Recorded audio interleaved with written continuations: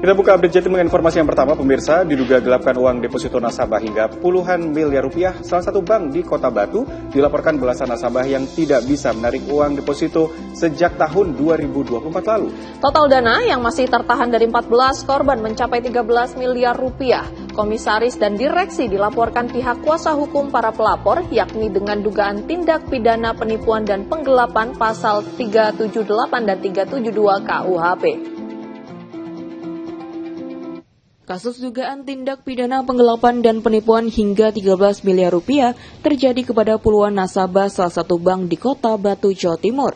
Diwakili kuasa hukum dan salah satu pelapor, dugaan tindak pidana penggelapan dan penipuan deposito dengan total 13 miliar 285 juta rupiah ini dilaporkan ke SPKT Polda Jawa Timur. Mewakili 14 korban, salah satu pelapor Ferry Diana Yusuf warga Surabaya menyampaikan, pencairan deposito yang telah jatuh tempo mulai bermasalah pada Agustus 2024 lalu, di mana sebelumnya dari awal tahun 2020, manfaat setiap bulannya dari bunga deposito yang ada sejatinya masih lancar. Dikonfirmasi ke pihak bank, dalil bank hal ini karena masalah internal dan kredit macet. Namun hingga kini pihak korban merasa belum ada kejelasan terkait pencairan tersebut. Bisa sih, infonya sih mereka kredit macet, tapi sampai sekarang juga nggak ada hasil. Tahun lalu 2024.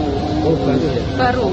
Yang awalnya tahu sih kita teman-teman sendiri sih, terus ternyata banyak korbannya.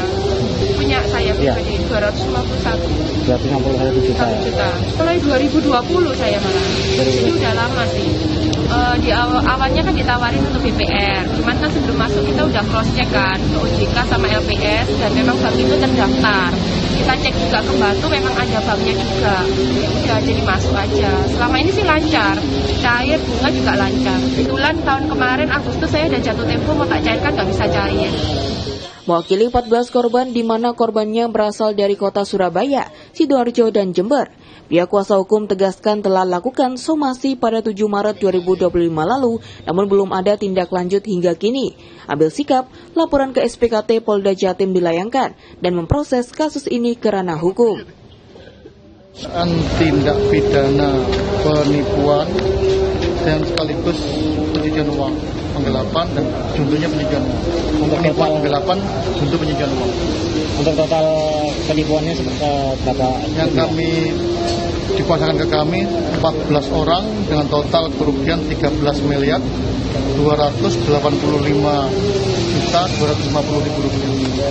Beragam kan, ada beberapa nasabah di perusahaan yang ada yang mulai 2020, ada yang 2021. Dari awal sih lancar-lancar aja.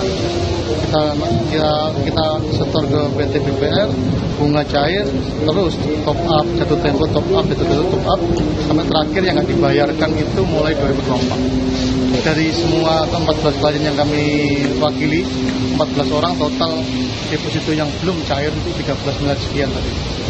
Nah, ini PT BPR, saya, dan kita laporkannya direksi dan komisaris, 2 orang yang bertanggung jawab. PT BPR Dwi Cahaya Nusa Perkasa. Yang berkantor di mana? Di Batu.